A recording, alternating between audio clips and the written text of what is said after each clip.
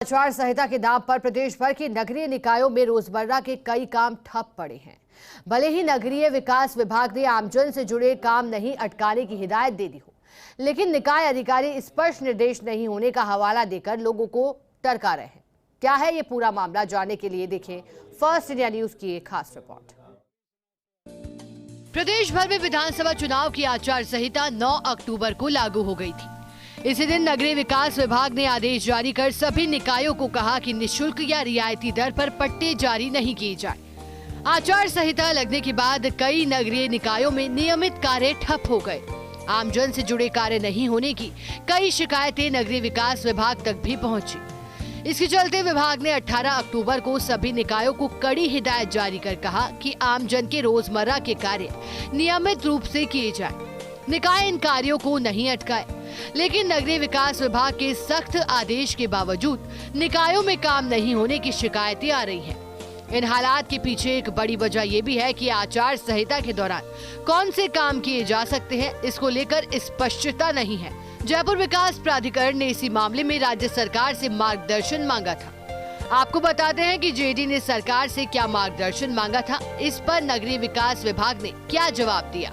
JD ने आचार संहिता के दौरान भवन मानचित्र समिति, लेआउट प्लान, बिल्डिंग प्लान, परियोजना कार्य समिति, लैंड यूज चेंज कमेटी आदि कमेटियों की बैठक बुलाने, जमीनी मुआवजा देने और अधिसूचना के प्रकाशन आदि के संबंध में मार्गदर्शन मांगा था। इसके जवाब में नगरीय विकास विभाग ने जेडी से कहा, जिन बिंदुओं पर मार्गदर्शन मांगा गया है उन पर पहले जेडीए अपने स्तर पर परीक्षण करे। परीक्षण के बाद भी अगर मार्गदर्शन मांगना जरूरी हो तो विस्तृत सेल्फ कंटेन नोट व जरूरी दस्तावेज के साथ औचित्यपूर्ण प्रस्ताव भिजवाए जाएं। इस प्रस्ताव पर मुख्य सचिव की अध्यक्षता में गठित स्क्रीनिंग कमेटी विचार करेगी।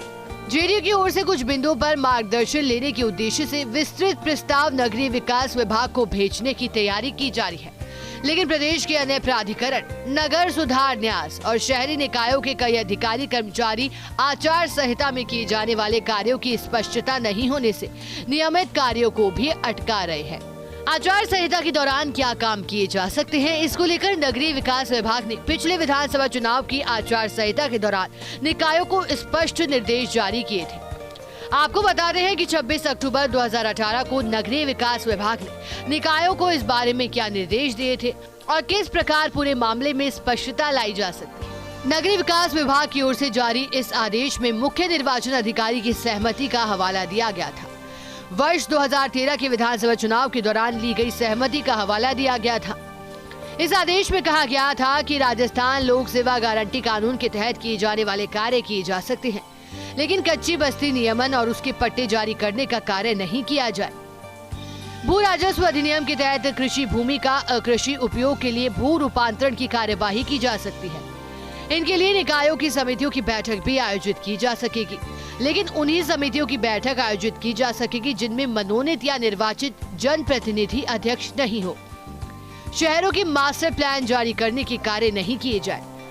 विशेषज्ञों के अनुसार 26 अक्टूबर 2013 के इस आदेश को आधार मानते हुए रियायती या निःशुल्क पट्टा नहीं देने, भूमि आवंटन नहीं करने और निविदा जारी नहीं करने सहित अन्य बिंदु शामिल करते हुए विभाग स्पष्ट निर्देश जारी कर सकता है। विधानसभा चुनाव की आचार संहिता के दौरान निकायों में काम नहीं अटके, इसके लिए विशेषज्ञ मानते हैं कि नगरीय विकास विभाग और स्वायत्त शासन विभाग को स्पष्ट निर्देश जारी करने चाहिए। ऐसा हुआ तो निकायों के पास काम अटकाने का कोई कारण नहीं रहेगा। कैमरा पर्सन तीरथ के साथ Abhishek Shrivastava, first India news, Jaipur.